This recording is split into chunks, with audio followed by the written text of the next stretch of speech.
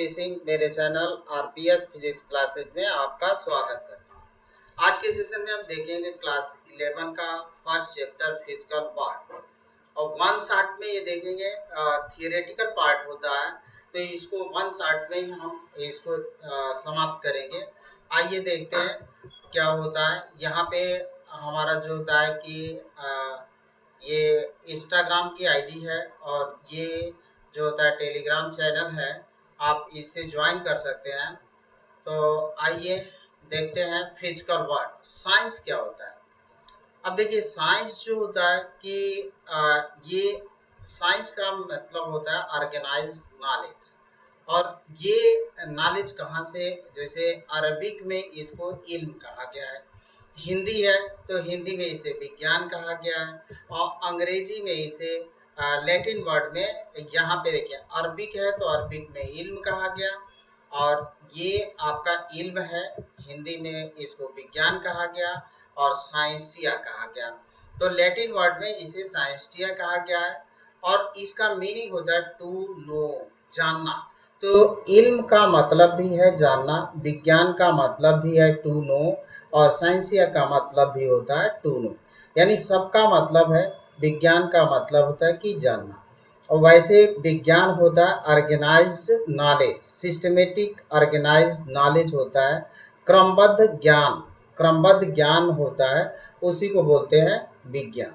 तो ये साइंस शब्द आया हमारा। Science is organised knowledge gained by the humans through observation and experiment systematically। देखें कि जो साइंस होता है वो ऑर्गेनाइज नॉलेज होता है, gain by the human through observation and experiment systematically. Systematically observation and experiment के द्वारा जो ऑर्गेनाइज नॉलेज हमको ह्यूमंस द्वारा प्राप्त होता है, मानव द्वारा प्राप्त किया जाता है, उसको बोलते हैं साइंस। तो science is organise knowledge gain by the human through the observation and experiment systematically. तो ये हमारा था साइंस।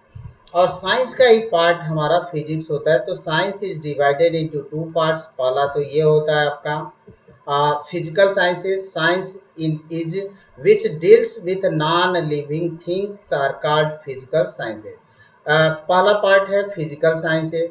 तो जितने भी नॉन लिविंग थिंग्स होते हैं उनका ये कह रहा है कि science is which deals with non living things are called physical sciences, उसको जब कहते हैं फिजिकल साइंसेज। दूसरा होता है बायोलॉजिकल साइंसेज। एग्जाम्पल इसमें फिजिक्स है, केमिस्ट्री है, हिस्ट्री है, जियोग्राफी है, etc। ये हमारे फिजिकल साइंस है। और सेकेंड पार्ट है biological science. Science is which deals with living things are called biological science. तो जिसमें लिविंग थिंग्स होते हैं उसको हम बोलते हैं बायोलॉजिकल साइंस। तो बायोलॉजिकल साइंस है लिविंग थिंग और फिजिकल साइंस है हमारा नॉन लिविंग थिंग्स। तो एग्जाम्पल्स देखिए जियोलॉजी, बॉटनी, etc। इसका एग्जाम्पल हो गया बायोलॉजिकल साइंस का, जियोलॉजी है, बॉटनी है, इस तरह से। अब फिजिक्स क्या होता है? फिजिक्स देखिए, physics is the branch of science which deals with the study of nature and natural phenomena. Physics जो होता है साइंस का ही ब्रांच होता है जो स्टडी करता है नेचर एंड नेचुरल फिनोमेना को। नेचर एंड नेचुरल फिनोमेना को स्टडी कर। The word physics is derived from the Greek word physis meaning nature. देखिए फिजिक्स आया है ग्रीक वर्ड फ्यूसिस से, फ्यूसिस से आया है, ग्रीक वर्ड फ्यूसिस है और इसका मीनिंग होता है नेचर। नेचर मीनिंग होता है फिजिक्स से। और physics was introduce by Aristotle. पहली बार जो होता है इसको फिजिक्स फ्यूसिस शब्द यूज किया था एरिस्टोटल ने, यानी फादर ऑफ फिजिक्स हुए एरिस्टोटल। एरिस्टोटल हो गए फिजिक्स के फादर। अब यहाँ पे कि साइंटिफिक मेथड क्या होते हैं वो देखते हैं। देखिए कि कोई भी फार्मूला होता है या कोई भी लॉ होता है वो अपने लास्ट स्टेज तक पहुंचने के लिए 6 इसके स्टेप होते हैं, 6 स्टेप को फॉलो करना होता है। और फर्स्ट स्टेप आपका है scientific method is the systematic way to study nature. Systematic way to study nature. Scientific method होता है आपका systematic way to study nature. और किसी भी फॉर्मूला या किसी भी नेचर को स्टडी करना होता है तो उसको 6 स्टेप से गुजरना होता है, तब जाके वो फाइनली एक्सेप्ट किया जाता है। तो यहाँ पे आए और पहला है आपका जो स्टेप है फर्स्ट, वो है हमारा सिस्टमेटिक ऑब्जर्वेशन। हम सिस्टमेटिक ऑब्जर्वेशन करते हैं। सिस्टमेटिक ऑब्जर्वेशन का मतलब हुआ कि पहले हम किसी भी चीज का ऑब्जर्वेशन करते हैं। जैसे अगर इसका हम एक एग्जांपल्स लें, और ये एग्जांपल्स चलें कि मानव का जब सभ्यता की शुरुआत हुई तो उस समय की एक कहानी इससे जोड़ें तो देखें कि मानव ने हर चीज खोजा और देखा, और जो चीज उसे समझ से परे लगा, जो भी चीज उसको समझ से परे लगा, उसको उसने एक धर्म से जोड़ा और धर्म से जोड़कर देखने लगा। जैसे नदी है, तो नदी उसके बारे में नेचर नहीं समझ पाया। नदी के बारे में, नदी जब देखा उसने तो उसे लगा कि ये तो देवी है कि कोई, तो उसने जब जितना समझ थी उस समझ तक उतना उसने उसमें एक जो होता है स्पिरिट डाल दिया, और वो स्पिरिट था कि ये कोई देवी होगी। तो ठीक उसी तरह से पहले क्या होता है कि हम किसी भी चीज का सिस्टमेटिक ऑब्जर्वेशन करते हैं। और ऑब्जर्वेशन जैसे मान लीजिए कि कोई रिवर सी है, फ्लो हो रही है, हम गए, आज देखा कि ये ईस्ट से वेस्ट फ्लो हो रही है। फिर दूसरे दिन भी गए और दूसरे दिन देखा कि ईस्ट से वेस्ट फ्लो हो रही है। तीसरे दिन हम गए और तीसरे दिन भी यही देखा कि ईस्ट से वेस्ट फ्लो हो रही है। लेकिन हम ये देखना चाहते हैं कि क्या ये नदी कभी इसके अपोजिट भी फ्लो होती है, वेस्ट से ईस्ट भी फ्लो होती है। अब चौथे दिन गए, पांचवें दिन देखे, हर दिन मैंने देखा कि हाँ ये तो नदी ईस्ट से वेस्ट ही फ्लो हो रही है, वेस्ट से ईस्ट नहीं फ्लो हुई।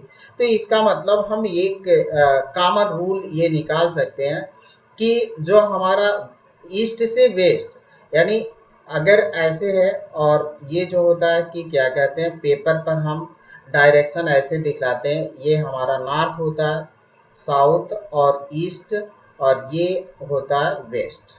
तो देखिए कि हमने ये देखा ऑब्जर्वेशन लगभग 7 डेज 15 डेज जितने दिन ऑब्जर्वेशन किया, और ये हमारी थिंकिंग थी कि हम ये सोचना चाहते थे कि क्या ये कभी वेस्ट से ईस्ट भी फ्लो होगी।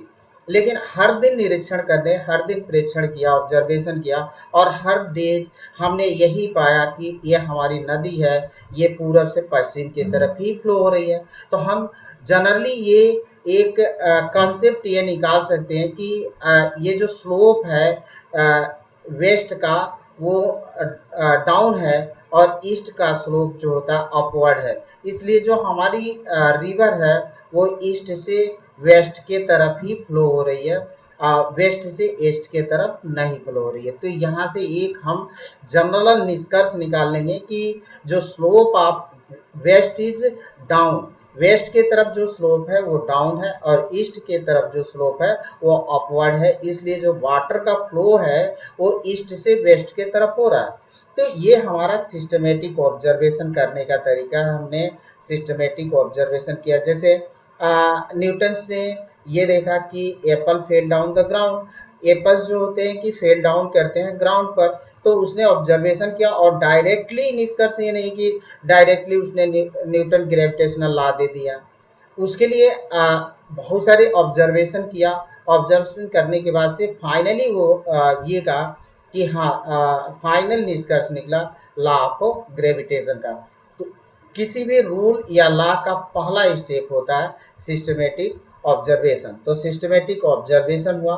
स्टेप नंबर 2 होता है हमारा, ये स्टेप है कंट्रोल्ड एक्सपेरिमेंट। जब एक बार हमने ऑब्जर्वेशन कर लिया तो फिर हम उसका एक्सपेरिमेंट करेंगे, और एक्सपेरिमेंट लैब में आकर करेंगे। तो लैब में हमने एक्सपेरिमेंट किया और ये एक्सपेरिमेंट देखा, जैसे यहाँ पे रिवर के बारे में देखा।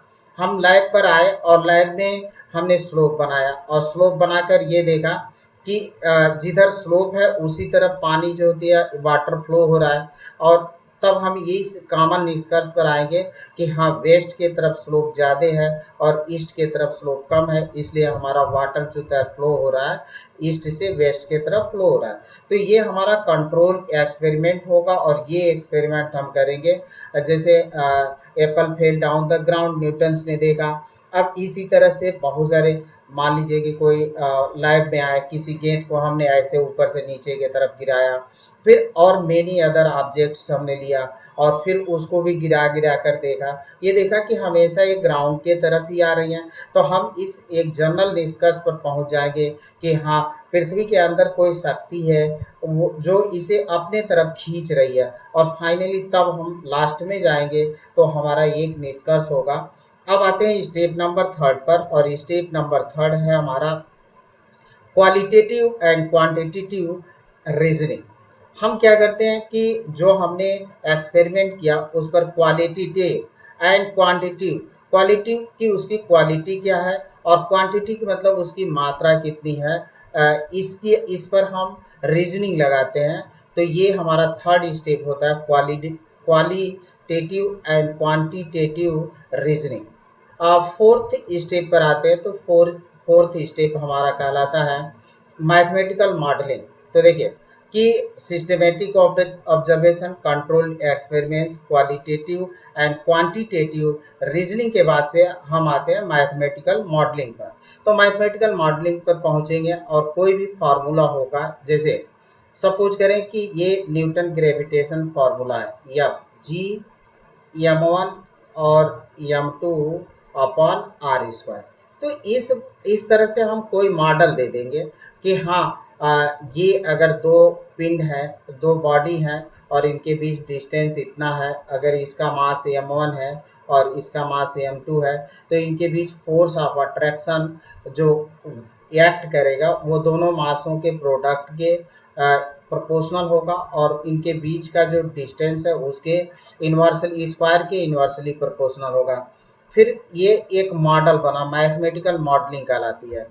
3rd में हम जो होता है कि 5th में हम प्रिडिक्शन करते हैं, भविष्य कथन होता है, और भविष्य कथन भविष्यवाणी की तरह से होगी कि हम क्या ये जो हमारा मॉडलिंग किया था मैथमेटिकल, किन किन चीज़ों पर अप्लीकेबल होगा और कहाँ कहाँ अप्लीकेबल नहीं होगा। तो ये हमारा प्रिडिक्शन होता है। 5वां स्टेप होता है प्रिडिक्शन, भविष्य कथन कहते हैं इसको। तो ये हमारा प्रिडिक्शन है। स्टेप नंबर 6 होता है, और 6 सबसे इम्पोर्टेंट होता है यहाँ पे वेरिफिकेशन एंड फॉल्सिफिकेशन। तो देखिए कि जब कोई भी लॉ होता है और कोई भी रूल्स होता है उसका वेरिफिकेशन किया जाता है, और अगर वेरिफिकेशन हुआ और वेरिफिकेशन में वो पास हुआ तो वो हमारा एक रूल बन जाता है, लॉ बन जाता है। अगर फेल हो गया वहाँ पे तो फिर जैसे आप देखें कि अगर सिविल सर्विस के एग्जाम की अगर तैयारी करते हैं तो इसके स्टेप 3 होते हैं, और एक होता है प्रीलिम्स, प्री होता है, सेकंड होता है आपका मेंस, तो सेकंड में आते हैं मेंस पर, और 3rd होता है हमारा इंटरव्यू। अगर आपने देखे कि प्री क्वालिफाई कर लिया, मेंस क्वालिफाई किया और इंटरव्यू अगर क्वालिफाई नहीं कर पाए तो फिर आप कहाँ पे पहुँच गए, जहाँ चले थे वहीं पर, शून्य पर। फिर आपको स्टेप 1st फॉलो करना पड़ेगा, फिर 2nd और फिर 3rd, इस तरह से फॉलो करना पड़ेगा। तो अगर कोई भी रूल्स जो होता अगर वेरीफाई हो गया इस स्टेप में आकर तो वो रूल बन गया, अगर वो फॉल्स है, गलत है, तो फिर वो कहाँ चला गया, स्टेप 1st पर चला गया, और फिर हम वहीं से शुरू हो जाएंगे जहाँ से चले थे, और पहला होगा सिस्टमेटिक ऑब्जर्वेशन से। इस तरह से हम फिर 6वें स्टेप तक आएंगे, और जो वेरीफाई हो गया तो वेरीफाई हो जाता है। इसका एक एग्जाम्पल्स हम देते हैं, और वो एग्जाम्पल्स है न्यूटन्स और हाइगेंस से जुड़ा हुआ। न्यूटन और हाइगेंस, न्यूटन जो होता है समकालीन महान वैज्ञानिक था, और जो हाइगेंस था उसी का समकालीन था। दोनों में लाइट के लेकर कॉन्सेप्ट में थोड़ा सा डिफरेंट हुआ। लाइट जो था कॉन्सेप्ट उसमें डिफरेंट था। न्यूटन लाइट को पार्टिकल माना कि लाइट जो होती है पार्टिकल होती है, और इसी को लेकर न्यूटन का कणिका सिद्धांत बना। और जो हाइगेंस था हमारा, हाइगेंस था, उसने इसको लाइट को कहा कि वेव है। अब जिस समय यह हाइगेंस कॉन्सेप्ट अपना दे रहा था, उस समय ये वैज्ञानिकों को इतना ही नॉलेज था कि जो वेव्स होती है उनको ट्रेवल करने के लिए मीडियम की नीड्स होती है, आवश्यकता होती है। फिर जब इन्होंने अपना वेव्स का कॉन्सेप्ट दिया, और ये जो होता है न्यूटन के खिलाफ बोल रहे थे, क्योंकि न्यूटन ने तो पार्टिकल्स कहा था और जिन्होंने क्या कहा, वेव कहा। तो वेव कहा, तो अब वैज्ञानिक जो थे तो वेरिफिकेशन के लिए जब जाते तो इनको ये तो तर्क देना पड़ता कि वेव्स, क्योंकि उस समय तक इतना ही मालूम था कि वेव्स है और वेव्स को ट्रेवल करने के लिए मीडियम की जरूरत होती है। फिर इन्होंने एक जो होता है कि ऐसे एक मीडियम की कल्पना की जिसको नाम दिया ईथर। ईथर नाम दिया, ये एक मीडियम था। आगे चलकर माइकलसन मोरले एक्सपेरिमेंट से ये प्रूफ हुआ कि ईथर, ब्रह्मांड में ईथर नाम का कोई मीडियम है ही नहीं है। बट उस समय हाइगेंस को अपनी थियरी वेरीफाई कराने के लिए, ये क्योंकि वैज्ञानिक तो इतना ही जानते थे कि अगर वेव्स है तो वेव्स को चलने के लिए मीडियम की जरूरत है, और उस समय तक इतना ही मालूम था। तो इन्होंने एक जो होता है सर्वव्यापक माध्यम, यूनिवर्सल मीडियम कंसीडर किया, जिसको नाम दिया ईथर। और ये ईथर, इस ईथर से जो होता है कि लाइट जो होता है वेव्स के रूप में हमारे हम तक पहुंचती है, वेव्स के रूप में ईथर से होकर गुजरती है। अब ये देखिए कि साहित्य में इतना प्रचलित हो गया कि पॉइजन बेल्ट जो होता है, जॉन सारलॉन्ग का उपन्यास है, उसमें ये लिखते हैं कि ब्रह्मांड हमारा एक विषैले ईथर से होकर गुजरता है। तो ये साहित्य में ईथर इतना प्रचलित हो गया कि साहित्य में भी अपनी जगह बना लिया। ये जो मीडियम था हमारा ईथर, इसने साहित्य में भी अपनी जगह बना ली थी। और ईथर का कॉन्सेप्ट, लेकिन बाद में माइकलसन मोरले एक्सपेरिमेंट से ये साबित हुआ कि ईथर नाम की कोई मीडियम नहीं होता है। इसी कॉन्सेप्ट को जो होता है कि क्या कहते हैं, आगे चलकर ये पता चला कि हाँ, वेव तो होती है लाइट, और इसको चलने के इलेक्ट्रोमैग्नेटिक वेव्स होती है, और इसको चलने के लिए किसी मीडियम की आवश्यकता नहीं होती है, नीड्स नहीं होती है। तो ये हमारे 6 स्टेप होते हैं जिनको हम साइंटिफिक मेथड कहते हैं, और 1 बाई 1 6 मेथड आपको बताए। अब आते हैं अगले कॉन्सेप्ट पर, और ये कॉन्सेप्ट है thrust area of physics. Thrust area of physics के क्या होते हैं, दो थ्रस्ट एरिया होते हैं, एक यूनिफिकेशन होता है। अब देखें, यूनिफिकेशन में क्या होता है कि हम क्या करते हैं कि अगर बहुत सारे कॉन्सेप्ट है, बहुत सारे लॉ है, बहुत सारे रूल है, अगर एक ही लॉ से अगर वो वेरीफाई हो जाते हैं, एक ही लॉ से वो सेटिस्फाई हो जाते हैं, तो इसी को बोलते हैं यूनिफिकेशन। यानी बहुत सारे फोर्सों को, बहुत सारे लॉ को हम सम रूल्स और नियम से एक्सप्लेन करने का प्रयास करते हैं। And attempt to explain diverse physical phenomena in terms of few concept and law। देखिए कि यहाँ पे डाइवर्स, ये कह रहा है एक्सप्लेन डाइवर्स फिजिकल फिनोमेना, बहुत सारे फिजिकल फिनोमेनाओं को हम किसमें, फ्यू, थोड़े से कॉन्सेप्ट और लॉ से एक्सप्लेन करते हैं। ये कहलाता है हमारा यूनिफिकेशन, यूनिफिकेशन कहलाता है। अब सेकंड होता है आपका, दूसरा होता है, जैसे यहाँ पे एग्जांपल ले लें कि phenomena of apple falling ground, moon revolving around the earth and weightless in rocket, all this phenomena are explained on the basis of Newton's law of gravitation. तो देखिए इतनी फिनोमेना को कौन एक्सप्लेन कर रहा है, एक ही लॉ। अब पता चले कि एप्पल फॉल हुआ, उसके लिए हमने एक ही अलग नियम बनाया। मून रिवॉल्व कर रहा है अर्थ का, उसके लिए हम एक अलग नियम ले। और जब वेटलेसनेस होता है रॉकेट में, उसके लिए अलग से एक्सप्लेन करें, अलग सा रूल बनाए। और जबकि ये सभी के सभी किससे एक्सप्लेन हो जाते हैं, न्यूटन्स लॉ से। यहाँ पे जो हमारा न्यूटन्स लॉ ऑफ ग्रेविटेशन है, ये सब के सब इसी से एक्सप्लेन हो जाते हैं। तो हमको ये नहीं, इसको बोलेंगे हम क्या, यूनिफिकेशन। हमने क्या किया, एप्पल जो फॉलिंग किया ग्राउंड पर, उसके लिए भी एक ही लॉ लगाया, वो था न्यूटन्स लॉ ऑफ ग्रेविटेशन। और दूसरा था मून रिवॉल्विंग अराउंड द अर्थ, उसके लिए भी एक ही लॉ लगाया, वो है न्यूटन्स लॉ ऑफ ग्रेविटेशन।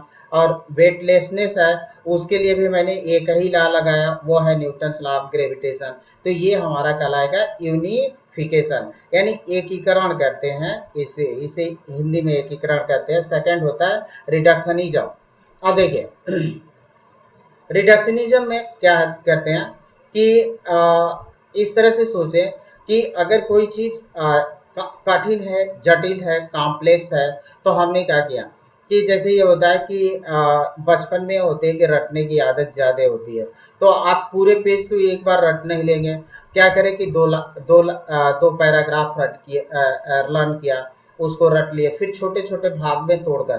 तो इस तरह से ये कहलाता है हमारा रिडक्शनिज्म कि अगर कोई जो कंटेंट है, विषय वस्तु है, वो कॉम्प्लेक्स है, जटिल है, तो उसको हम क्या करेंगे, छोटे छोटे भागों में तोड़ देंगे और फिर उसका स्टडी करेंगे। ये हमारा कहलाता है रिडक्शनिज्म। तो reductionism a related effort to desire the properties of bigger more complex system from the more properties and interaction of its constituent similar part. This approach is called reductionism, is at the heart of the physics. जो reductionism है ये physics का heart कहलाता है, physics का दिल कहलाता है। ये जो होता है कि रिडक्शनिज्म जो हमारा है वो फिजिक्स का दिल होता है, फिजिक्स की हार्ट होती है। अगर कोई भी जटिल विषय वस्तु है, कंटेंट है, तो हम क्या करेंगे, उसको छोटे छोटे पार्टों में तोड़ लेंगे और फिर जो होता है कि हम उन पार्टों का स्टडी करेंगे। इसी को बोलते हैं रिडक्शनिज्म। तो यहाँ पे फॉर एग्जाम्पल्स हम लेते हैं, और the thermodynamics divide into small part such as temperature, internal energy and entropy etc। तो देखिए थर्मोडायनामिक्स एक जटिल विषय वस्तु हुई, कंटेंट हुई। हमने क्या किया, तो थर्मोडायनामिक्स को एक बार नहीं स्टडी किए, उसको हमने क्या किया, छोटे छोटे पार्टों में तोड़ दिया। टेम्परेचर का स्टडी कर ली, फिर इंटरनल एनर्जी का, फिर एंट्रोपी का, फिर वर्क है। तो ये हमने क्या किया कि थर्मोडायनामिक्स जो हमारा जटिल विषय वस्तु है, तो उसको हमने छोटे छोटे भागों में तोड़ दिया, बांट दिया वो, और फिर उसका हमने स्टडी किया। तो ये हमारा कहलाता है रिडक्शनिज्म। और reductionism is the heart of physics. Reductionism जो होता है फिजिक्स का हार्ट होता है। आइए स्कोप ऑफ फिजिक्स देखते हैं। तो देखिए कि फिजिक्स इसके मेनली टू डोमेन होते हैं। There are two domain in the scope. First domain होता है माइक्रोस्कोपिक लेवल और सेकंड होता है माइक्रोस्कोपिक लेवल। अब यहाँ पे बताया माइक्रो जो होता है आपका, माइक्रोस्कोपिक लेवल जो होता है वो लार्ज स्केल का होता है। जब पार्टिकल का साइज बहुत बड़ा होता है तो वो उसमें हम इस डोमेन में माइक्रोस्कोपिक लेवल पर उसका स्टडी करते हैं। और जब पार्टिकल का साइज जो होता है स्मॉल हो जाता है तो वो उसमें इसमें माइक्रोस्कोपिक लेवल पर उसका स्टडी करते हैं। जैसे एटम है, मॉलिक्यूल्स है, न्यूक्लियस है, इसमें स्टडी करेंगे। और इसमें हम स्टडी करेंगे जैसे एस्ट्रोनॉमिकल है, लेबोरेटरी है, एस्ट्रोनॉमिकल है। ये सारी फिनोमेना जो होती है वो माइक्रोस्कोपिक लेवल पर स्टडी की जाती है। तो यहाँ पे माइक्रोस्कोपिक लेवल लेते हैं, और माइक्रोस्कोपिक डोमेन इंक्लूड्स, क्या इंक्लूड किया, फिनोमेनन एट द लेबोरेटरी प्रयोगशाला को भी शामिल किया जाता है। फिर टेरेस्ट्रियल एंड एस्ट्रोनॉमिकल स्केल्स, ये तीन होते हैं। लेबोरेटरी, टेरेस्ट्रियल मतलब जो अर्थ से रिलेटेड हो, उसका एस्ट्रोनॉमिकल जो ब्रह्मांड से रिलेटेड हो। तो ये फिनोमेना होती है माइक्रोस्कोपिक लेवल पर। Classical physics microscopic include subject like mechanics, electrodynamics, optics and thermodynamics. ये सबके क्लासिकल फिजिक्स जो होता है माइक्रोस्कोपिक स्केल ही होता है, माइक्रोस्कोपिक लेवल ही होता है, डोमेन होता है क्लासिकल फिजिक्स। और क्लासिकल फिजिक्स में हम मैकेनिक्स, इलेक्ट्रोडायनामिक्स, ऑप्टिक्स, थर्मोडायनामिक्स इसकी स्टडी करते हैं। फर्स्ट ईयर में इसका मैकेनिक्स जो होता है फर्स्ट ईयर में हम लोग पढ़ेंगे। इलेक्ट्रोडायनामिक्स जो होता है अब जब आप सेकेंड ईयर में आएंगे तो पढ़ने को मिलेगा। ऑप्टिक्स भी सेकेंड ईयर में ही पढ़ने को मिलेगा। और थर्मोडायनेमिक्स, मैकेनिक्स के पार्ट, वेव और इतने पार्ट जो होते हैं 11th में पढ़े जाते हैं। तो ये हमारे क्लासिकल फिजिक्स के पार्ट होते हैं, चिरसम्मत यांत्रिकी बोलते हैं इसको। अब आते हैं माइक्रोस्कोपिक लेवल। माइक्रोस्कोपिक लेवल पर क्या होता है कि includes atomic, molecular and nuclear phenomena. तो इसमें atomic, molecular and nuclear phenomena, मैंने बोला भी कि पार्टिकल का जब साइज छोटा हो तो उसका वो माइक्रोस्कोपिक लेवल पर होता है। हाल ही के दिनों में एक नया डोमेन की खोज हुई स्कोप की, वो है हमारा mesoscopy. Recently third domain between microscopic and microscopy called mesoscopic, deals with group of 100 atoms. मतलब ये किसको डील करता है? Group of 100 atom. इसमें एटम आया लेकिन इसमें एटम 100 एटम को शामिल कर लिया गया। ये हमारा माइक्रोस्कोपिक और माइक्रोस्कोपिक लेवल के बीच में एक डोमेन होता है, स्कोप होता है, वो होता है हमारा मीजोस्कोपिक। अब एक्साइटमेंट ऑफ फिजिक्स। फिजिक्स में एक्साइटमेंट क्या है वो हमको देखना है। फिजिक्स में हमारा एक्साइटमेंट क्या है, तो देखें फिजिक्स में तो सब कुछ एक्साइटमेंट ही होता है, रोमांच ही होता है। बहुत सारे घटनाएं आप लोगों ने पढ़ा होगा कि शुरुआत में उनको पढ़ने में मन नहीं लगता था, लेकिन उन्होंने इसकी खोज कर दी, इस चीज़ की खोज कर दी, इस चीज़ की खोज कर दी, इच्छू बहुत सारी चीज़ों की खोज कर देते हैं। जैसे आर्किमिडीज है तो डेंसिटी की खोज की थी, और उनके साथ यूरेका जैसी एक कहानी जुटी हुई है। तो देखिए यहाँ पे लाइट ट्रांसमिशन थ्रू टेलीविजन, ये भी एक एक्साइटमेंट है फिजिक्स में। हम लोग टेलीकम्युनिकेशन कर रहे हैं, वो भी एक use of robot for many purposes, ये भी एक एक्साइटमेंट है फिजिक्स का। यहाँ पे exploring the new source of energy, जैसे सोलर एनर्जी है, ये सब है। और इसके अतिरिक्त सोलर एनर्जी है आपका, तो ये न्यू सोर्स होता है एनर्जी का। इसी तरह से कंप्यूटर्स है, ये सब के सब हमारे एक्साइटमेंट ही होते हैं फिजिक्स में, और इन्होंने मानव जीवन को काफ़ी कुछ बदल कर रख दिया है। तो ये लेजर एंड देयर एप्लीकेशन, ये सभी के सभी एक्साइटमेंट होते हैं। अब आते हैं हम लोग physics related to society. Society से किस तरह से फिजिक्स हमारा जुड़ा हुआ है। The development of telephone, telegraph have enabled us to transmit important message instantly। देखिए डेवलपमेंट ऑफ टेलीफोन से क्या हुआ, टेलीग्राफ से, कि हम क्या करते हैं कि बहुत सारे मैसेज को जो होता है कि एक स्थान से दूसरे स्थान तक हम ट्रांसमिट कर पाते हैं। The development of radio, television, satellite have increase the means of communication use to transmit important message instantly. तो देखिए कि जो हमारा रेडियो है, टेलीविज़न है, सैटेलाइट है, increase the means of communication, इन लोगों ने इंक्रीज किया है कम्युनिकेशन के साधन को, ट्रांसमिट इम्पोर्टेंट मैसेज, हम जल्दी ही इम्पोर्टेंट मैसेज को ट्रांसमिट कर लेते हैं। अब है advances in electronics, computer, laser have greatly enriched the society। Advances in electronics, computer, laser have greatly enriched the society। Society को इन लोगों ने काफ़ी धनवान बना दिया है। Physics versus technology. तो टेक्नोलॉजी देखिए कि फिजिक्स से टेक्नोलॉजी जनरेट होती है और टेक्नोलॉजी से फिजिक्स जनरेट होता है।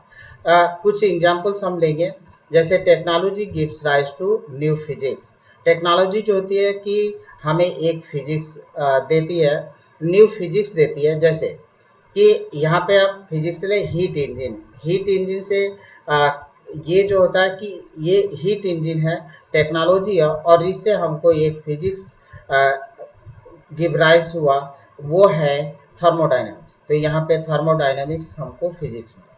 तो देखिए कि ये हमारा हुआ कि हीट इंजन से क्या हमको मिल गया, थर्मोडायनेमिक्स। तो ये टेक्नोलॉजी ने हमको क्या दिया, एक फिजिक्स दे दी।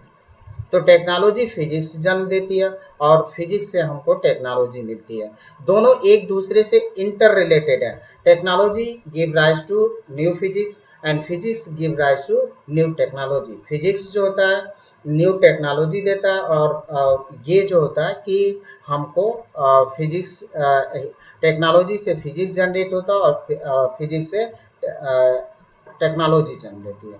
Also physics gives new technology. Physics जो होता है गिव, जैसे यहाँ पे आई है silicon chip and IC, integrated circuit है और सिलिकॉन चिप है। तो सिलिकॉन चिप और इंटीग्रेटेड सर्किट तो पूरी दुनिया को ही बदल कर दिया।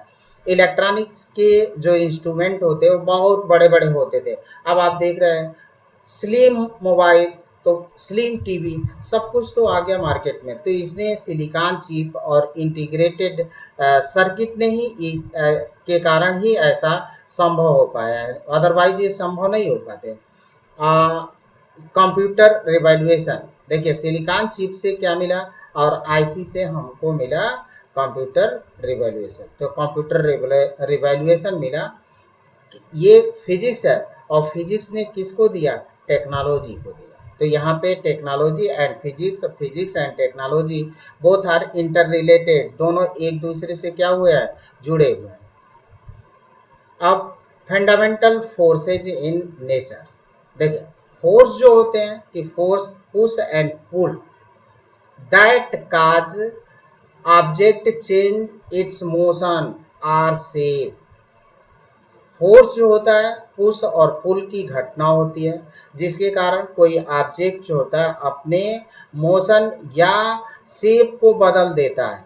तो शेप जो होता है चेंज होता है, मोशन या चेंज हो सकता है, शेप चेंज हो सकता है। जैसे कोई व्यक्ति है साइकिल चलाते हुए जा रहा है, कोई व्यक्ति पीछे से खींच दे तो उसका मोशन चेंज हो गया, फोर्स ने उसे चेंज कर दिया। तो ये हमारे होते हैं। और फोर्स हमारे टू टाइप के होते हैं, एक जो होते हैं फंडामेंटल फोर्स होते हैं और डिराइव्ड फोर्स होते हैं। और डिराइव्ड फोर्स जो होता है produce by fundamental forces, fundamental forces से ही प्रोड्यूस होते हैं, उत्पन्न होते हैं। तो यहाँ पे force is the factor which is changes in motion और deforming in motion of body.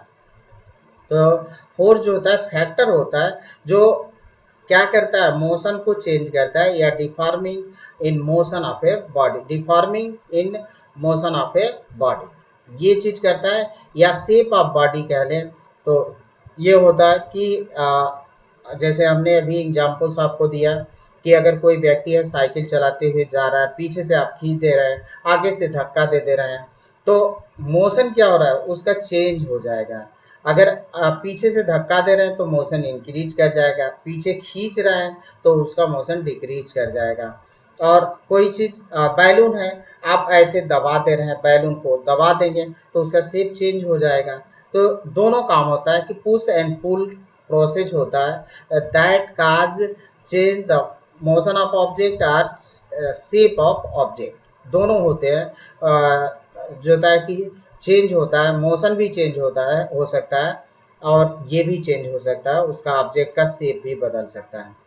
तो there are 4 basic type of forces operating in nature. हमारे जो नेचर है उसमें 4 बेसिक फोर्सेज होते हैं जो नेचर में ऑपरेट किए जाते हैं। और फर्स्ट है gravitational force. Gravitational force act between the force of attraction between any two separated body due to their masses is called gravitational force। देखिए कि टू बॉडी है और सेपरेटेड बाय स्मॉल डिस्टेंस, और इनके बीच जो फोर्स ऑफ अट्रैक्शन वर्क करेगा m1 और m2, जो फोर्स ऑफ अट्रैक्शन एक्ट करता है, लगता है due to cause of masses, mass के कारण, तो ये कहलाता है हमारा ग्रेविटेशनल फोर्स। और ग्रेविटेशनल फोर्स होता है हमारा इतना, according to Newton gravitational law. तो m1 m2 upon r square, ये हमारा कहलाता है four gravitational force, Newton gravitational force. तो यही कह रहा है the force of attraction between any two separated body due to their masses is called gravitational force. इसकी प्रॉपर्टी देखिए, ये ग्रेविटेशनल फोर्स है और प्रॉपर्टीज क्या होती है। ये पहली, gravitational force are always attractive. Gravitational force जो होता है हमेशा अट्रैक्टिव नेचर का होता है। It follow inverse square law. तो देखिए इनवर्स स्क्वायर करने जितने भी फोर्स होते हैं और इस टाइप के होते हैं 1/r², वो कहलाते हैं इनवर्स स्क्वायर लॉ। ये इनवर्स स्क्वायर लॉ के फॉलो करते हैं। तो ये इसी टाइप का है, यहाँ पे फोर्स हमारा इस तरह से है, तो ये it follow inverse square law. They are central force और they act along the line joining the centre of two body. ये हमारा सेंट्रल फोर्स होता है। सेंट्रल फोर्स का मीनिंग ये हुआ कि जो ये एक्ट करेगा, जैसे यहाँ पे सपोज कर ले कि ये हमारा ये न्यूक्लियस है और यहाँ पे इलेक्ट्रॉन्स है। तो देखें कि इनके बीच, न्यूक्लियस और इलेक्ट्रॉन के बीच जो फोर्स एक्ट हुआ, वो ये फोर्स जो एक्ट करेगा उसका डायरेक्शन क्या होगा, इस लाइन पर होगा, इस लाइन पर होगा। तो यही कह रहा है कि they act along the line joining the centre of two body, इसी सेंटर ऑफ टू बॉडी के तरफ इसका होगा, इसलिए ये हमारा सेंट्रल फोर्स कहलाते हैं। तो अब gravitational force are very long range, इसकी बहुत अधिक रेंज होती है। यहाँ तक, यहाँ से सूर्य तक का भी जो फोर्स एक्ट कर रहा है वो ग्रेविटेशनल फोर्स होते हैं। तो ग्रेविटेशनल फोर्स जो होता है कि लॉन्ग रेंज का होता है। It is weakest force in nature, जितने भी फोर्स होते हैं वो सबसे कमजोर होता है, वीक होता है, weakest force in nature. The field particle of these force is called graviton. जो इसका फील्ड पार्टिकल होता है उसको बोलते हैं ग्रेविटॉन। और जो हमारा ग्रेविटेशनल फोर्स प्रोड्यूस होता है वो एक्सचेंज ऑफ ग्रेविटॉन के कारण ही होता है। तो ग्रेविटॉन हमारा एलिमेंट्री पार्टिकल, इट प्रोड्यूस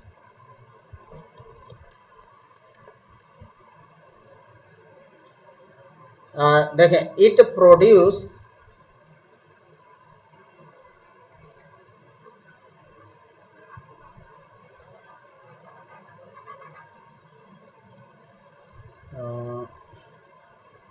थोड़ी सी टेक्नोलॉजी प्रॉब्लम आई है।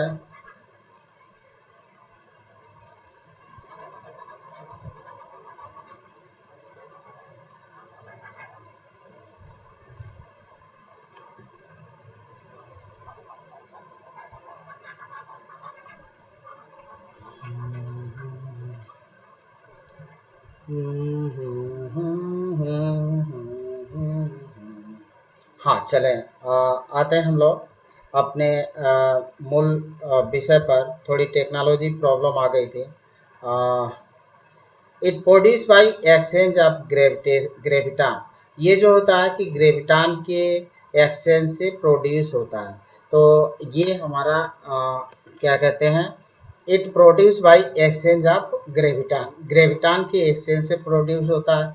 अब आते हैं हम सेकंड प्रॉपर्टी, सेकंड फोर्स लेते हैं, और इलेक्ट्रोमैग्नेटिक फोर्स।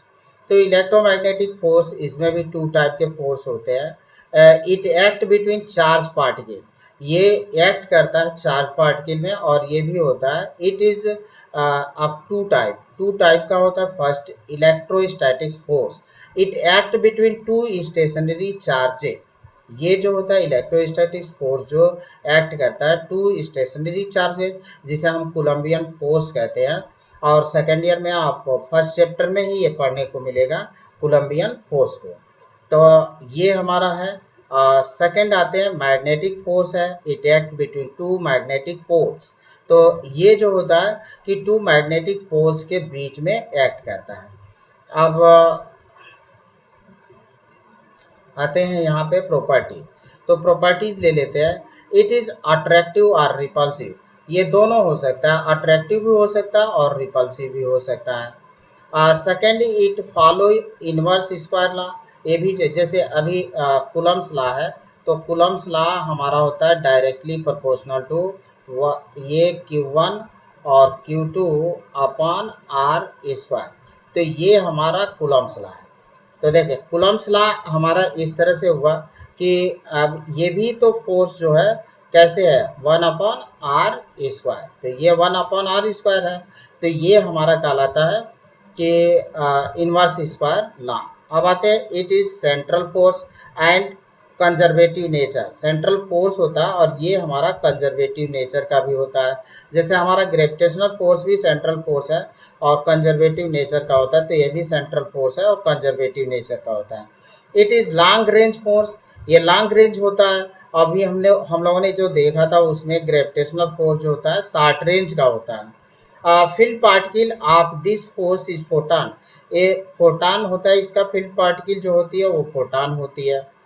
अब यहाँ पे आते हैं, it produce by exchange of photon, तो फोटॉन के एक्सचेंज होने से ये प्रोड्यूस होते हैं। Strong force, strong nuclear force है और ये the strong nuclear force binds proton and neutrons, किसमें, in nucleus, nuclear strong nuclear force ही जो होते हैं कि एक छोटे से भाग में, इतने छोटे भाग में न्यूट्रॉन और प्रोटॉन को क्या किए हुए हैं, बांधे हुए हैं। इसमें इस छोटे से न्यूक्लियस में, न्यूक्लियस का साइज होता है 10⁻⁻15 मीटर, इसमें इस छोटे से पार्ट में न्यूट्रॉन और प्रोटॉन को बांधे हुआ है ये strong nuclear force.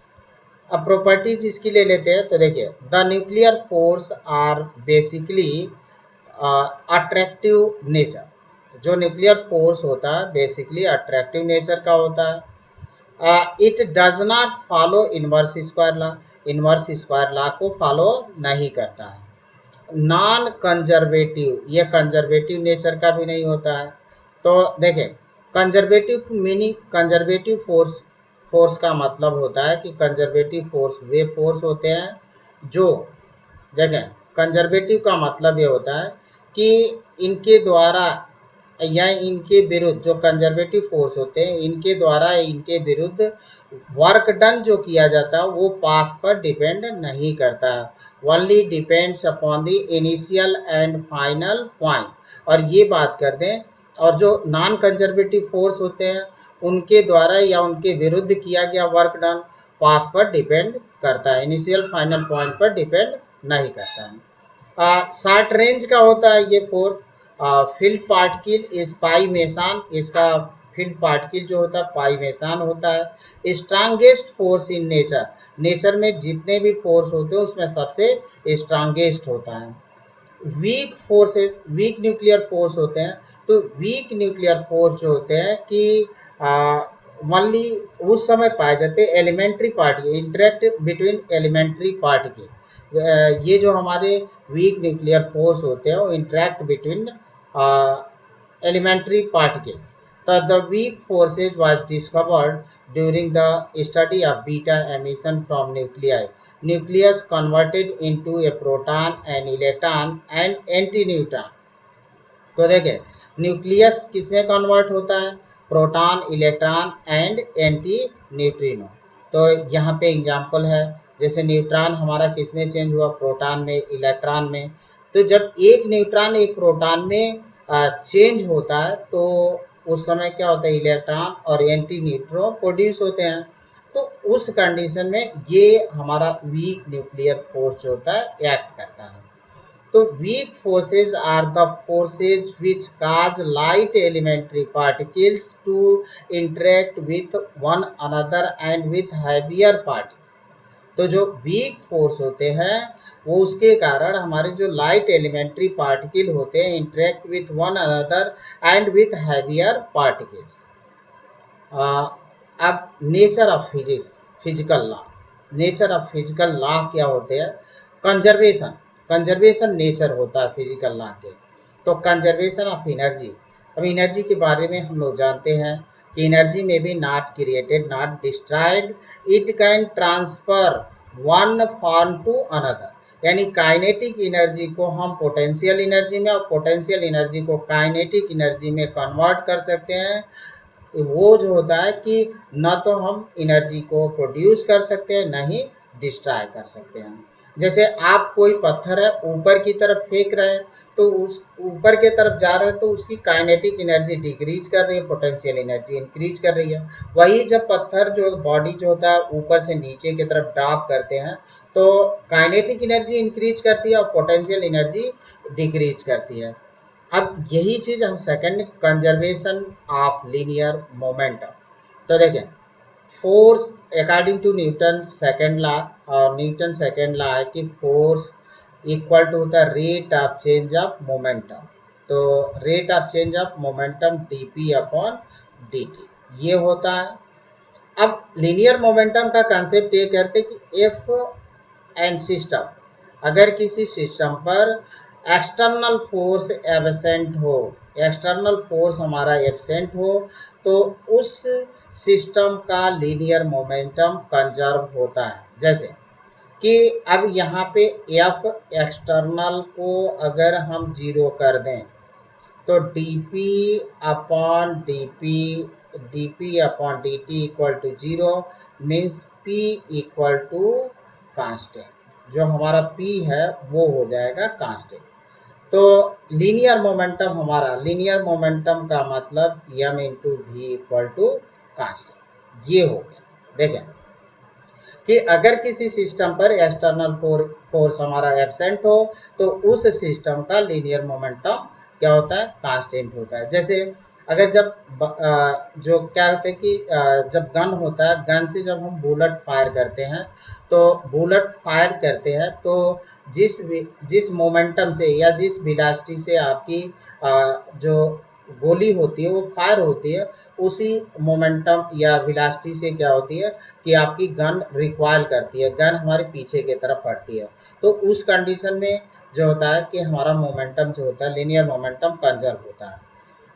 Conservation of angular momentum, conservation of angular momentum, तो देखिए कि एंगुलर मोमेंटम का ये होता है कंसेप्ट। यहाँ पे हम एंगुलर मोमेंटम का कंसेप्ट ये होता है कि अगर टार्क, एक्सटर्नल टार्क अगर किसी बॉडी पर एब्सेंट है तो उस सिस्टम का, अगर किसी सिस्टम पर एक्सटर्नल टार्क एब्सेंट है तो उस सिस्टम का एंगुलर मोमेंटम कांस्टेंट होता है। यानी एंगुलर मोमेंटम होता है ये tau external equal to d L upon d t, इसको हम टाउ से पढ़ते हैं और ये हमारा होता है टार्क, टार्क कहलाता है। तो d L upon d t, अब टार्क हमारा एब्सेंट हो, एक्सटर्नल टार्क एब्सेंट हो, तो d L upon d t equal to zero. यानी देखिए एल इक्वल टू हो जाएगा constant, L equal to constant, और एल होता है I omega equal to zero, ये होता है आपका। तो ये कंजर्वेशन ऑफ एंगुलर मोमेंटम है हमारा, कि अगर किसी सिस्टम पर एक्सटर्नल टार्क एब्सेंट हो तो उस सिस्टम का एंगुलर मोमेंटम कंजर्व होता है। अब आते हैं हम लोग कंजर्वेशन ऑफ मास एनर्जी। ये फेमस फार्मूला दिया था आइंस्टीन ने, और आइंस्टीन ने कहा कि the total mass and energy of the universe is conserve if the sub loss an amount of energy delta is produce according to the relation ये होगा E इक्वल टू, देखिए कि ये तो हमारा इलेक्ट्रॉन है और ये हमारा एक इलेक्ट्रॉन होता है, ये एक पॉजिट्रॉन होता है।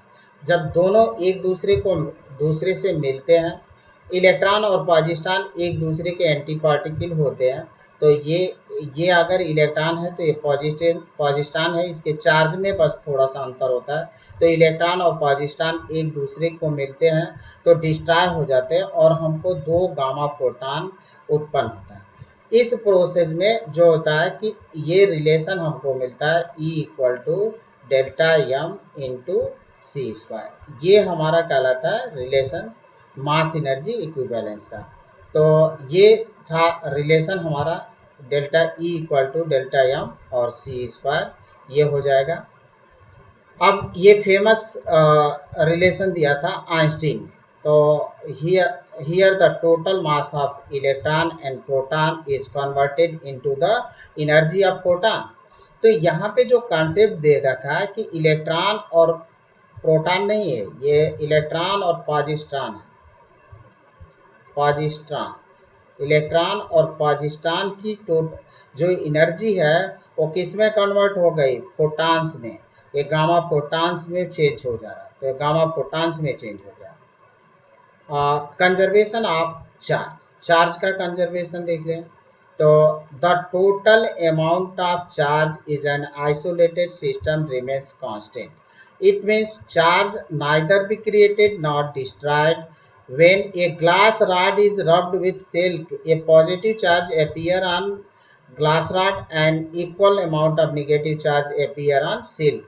Thus the net charge on the rod silk system is zero both before and after rubbing. अब यहाँ पे कॉन्सेप्ट थोड़ा सा हम इसको थोड़ा सा और एक्सप्लेन कर देते हैं कि देखिए कि जब हम किसी ग्लास रॉड को सिल्क के धागे से रब करते हैं तो इस पर जितना पॉजिटिव चार्ज एक्वायर होता है उतना ही सिल्क का अगर ये टुकड़ा है धागा है तो इस पर उतना ही निगेटिव चार्ज अपीयर होता है।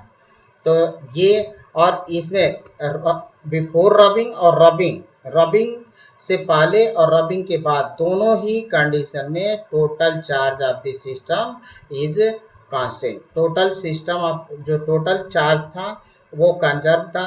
रगड़ने से पहले जो होता है कि चार्ज हमारा जीरो था और रगड़ने के बाद सपोज करें कि इस पर 2e पॉजिटिव चार्ज प्रोड्यूस हुआ और इस पर -2e निगेटिव चार्ज हुआ तो टोटल चार्ज कितना होगा 2e और -2e। तो ये हमको कितना मिलेगा जीरो ही मिलेगा। तो ये हम ये कह सकते हैं कि ये टोटल चार्ज हुआ वो हमेशा कंजर्व होता है